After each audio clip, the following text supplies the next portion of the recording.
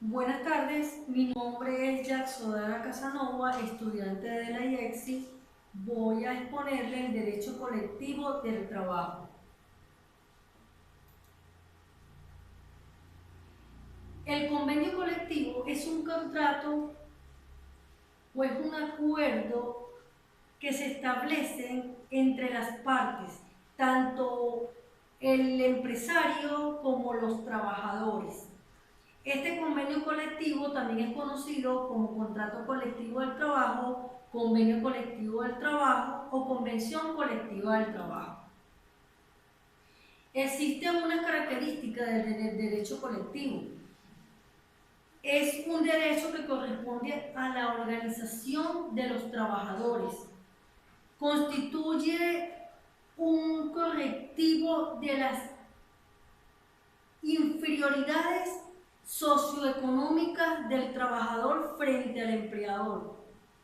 Busca de solucionar los conflictos de trabajo, reconoce la convención colectiva como una fuente de derechos y obligaciones y sobre todo debe garantizar la libertad de la contratación colectiva.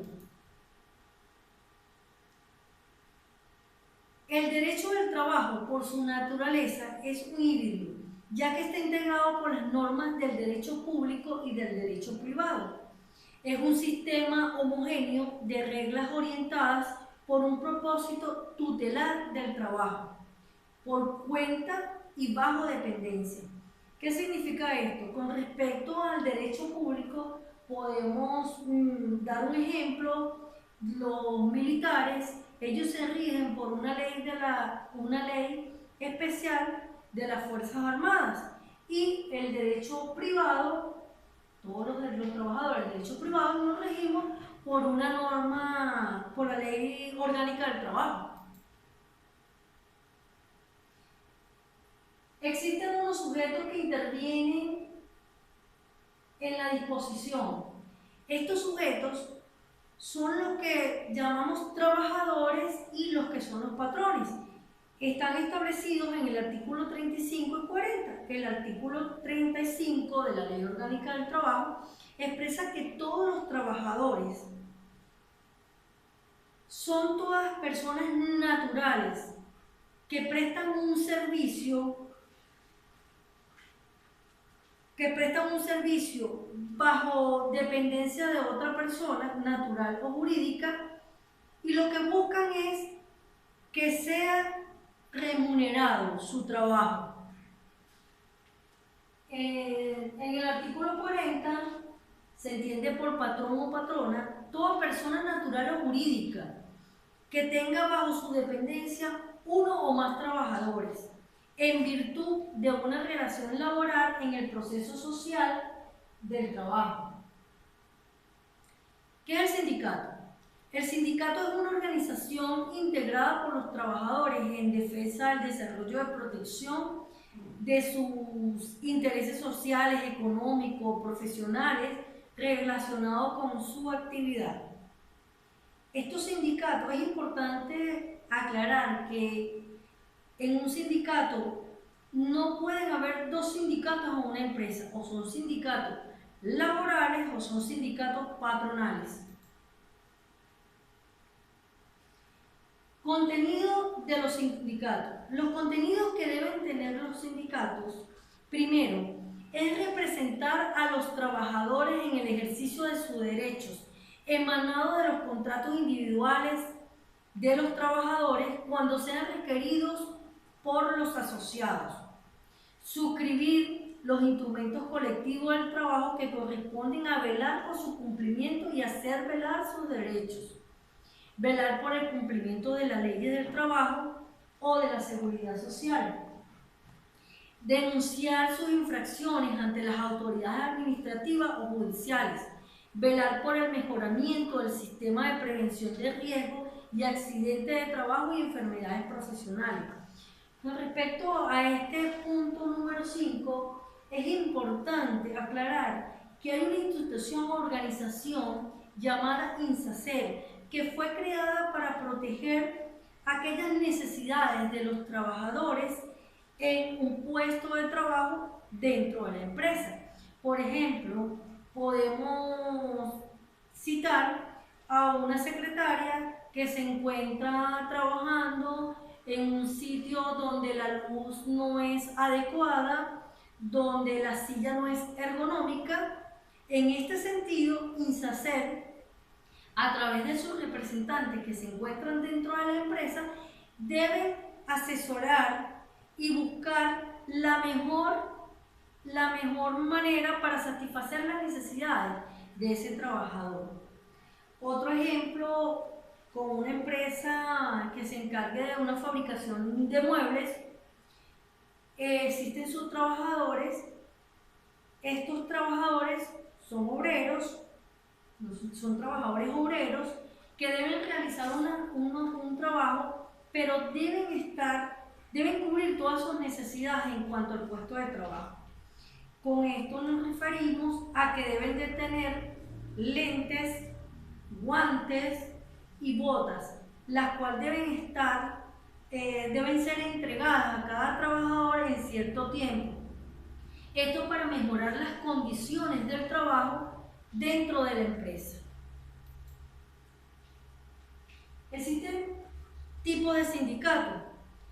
Está el sindicato de la empresa, que es aquel que agrupa a los trabajadores de una misma empresa. Está el sindicato interempresa, que es aquel que agrupa a los trabajadores de dos o más, o de dos o más empleados distintos. Está el sindicato de trabajadores independientes, que es aquel que agrupa a trabajadores que no dependen del empleador. Está el sindicato de trabajadores eventuales, que es aquel constituido por los trabajadores que realizan labores bajo dependencia o subordinación en un periodo intermitente. Están los sindicatos de oficio, que son agrupaciones en un solo sindicato de trabajadores de la misma profesión, oficio o especialidad, sin consideración de industrias o de empresas. Pero los sindicatos más conocidos son aquellos que son realizados por las empresas o por los trabajadores. La constitución del sindicato. El acuerdo para la constitución de un sindicato debe ser aceptado en la asamblea especialmente convocada por tal efecto. Esta asamblea de trabajadores deberá celebrarse con un quórum mínimo exigido por la ley, según el sindicato que quieran formar. En esta asamblea deben aprobarse los estatutos y proceder a las elecciones de directorio, y todo quedará registrado ante un acta correspondiente de todos los procedimientos que se dieron en ese acto. Se requiere necesariamente la presencia del inspector de trabajo, notario público, oficial del registro civil y los funcionarios del estatuto que sean designados por la dirección de la Inspectoría del Trabajo. Sus votaciones serán siempre secretas y personales. Están los fondos sindicales. Los fondos sindicales son los dineros que serán usados para satisfacer el presupuesto y los gastos sindicales. La organización sindical tiene derecho a administrar y a gestionar sus fondos y su independencia financiera. Asimismo lo establece el artículo 411 de la Ley Orgánica del Trabajo. Está el fuero sindical. El fuero sindical es la garantía que le otorga a los trabajadores que promueven la legalización de un sindicato y a los miembros de la junta directiva sindicales de no ser despedidos, trasladados o desmejorados en sus condiciones de trabajo sin justa causa calificada previamente establecida por la inspectoría, por el inspector. Esta definición están establecidas en el artículo 418 de la Ley Orgánica del Trabajo. ¿Por qué existen estos foros sindicales? Estos foros sindicales existen porque la empresa, cuando se entera que van a hacer un sindicato, muchas veces los patronos toman medidas drásticas contra aquellos trabajadores que quieren formar parte del sindicato. Está la disolución y liquidación de los sindicatos. Estos están establecidos en el artículo 426. 426. Primero, los consagrados en los estatutos, el acuerdo de los terceros, parte de los afiliados y afiliadas asistentes a la asamblea convocada exclusivamente para ese objeto, la decisión de la Asamblea General y de afiliados y afiliadas de incorporarse en otra organización sindical o de fusionarse con otra u otras organizaciones sindicales para crear una nueva organización sindical. El funcionamiento con un número menor de miembros de aquel que se requiera para su constitución. La carencia de algunos de los requisitos señalados en esta ley para su constitución. En los sindicatos de empresas, la extinción de la entidad del trabajo. Y por último, la inactividad o ausencia de la actividad del sindicato durante más de 3 años.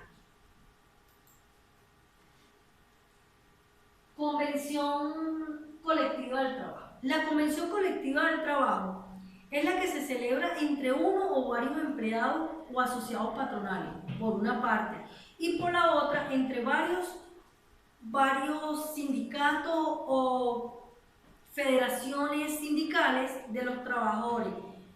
Por la otra parte, se puede fijar las condiciones que rigen a los contratos de trabajo durante su vigencia. Esta garantía, existe una garantía de legalidad. Esta garantía de legalidad la genera la Procuraduría General de la República y el Ministerio del Poder Popular, con competencia en la planificación de finanzas y designación de los representantes para el proceso de negociación de las convenciones colectivas y contratos en la Administración Pública Nacional.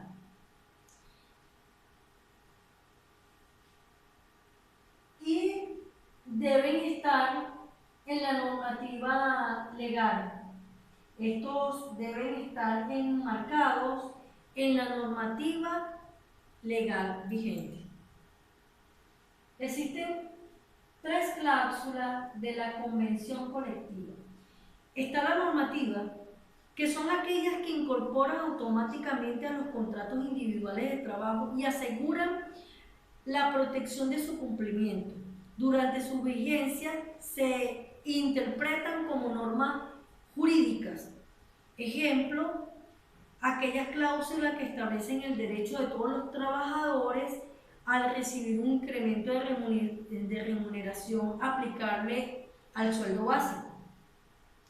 Están las de obligaciones, que son aquellas que establecen los deberes y derechos naturales colectivos de los laborales entre las partes del convenio. Se interpretan según las reglas de los contratos. Un ejemplo, aquella cláusula donde se otorga un local para las reuniones sindicales. Están las delimitadoras, que son aquellas destinadas a regular el ámbito y vigencia del convenio colectivo. Se interpretan según las reglas de los contratos. Ejemplo, aquella cláusula que establece el tiempo de vigencia en los contratos colectivos de los trabajadores a los cuales se le aplica la disposición. La huelga. Se entiende por huelga la suspensión colectiva de las labores por los trabajadores interesados en un conflicto colectivo de trabajo.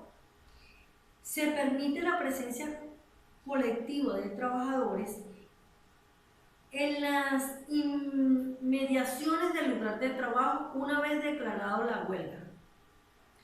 El derecho a huelga podrá ejercerse en los servicios públicos cuando su paralización no cause perjuicios irremediables a la población o a la institución. Por ejemplo, con respecto a que no cause ningún tipo de perjuicio, podemos mencionar los médicos. Los médicos tienen una gran labor, ya que la Constitución establece que ellos deben velar por la vida de las personas. Ellos no deberían, sí hacen su huelga, pero con ciertas limitaciones. La titularidad del derecho de huelga. Esta titularidad corresponde tanto a los trabajadores como a sus representantes y a las organizaciones sindicales. Procedimiento huelgario. Los trabajadores en conflicto que aspiren a la tramitación del mismo lo indicarán mediante la presentación de un pliego de peticiones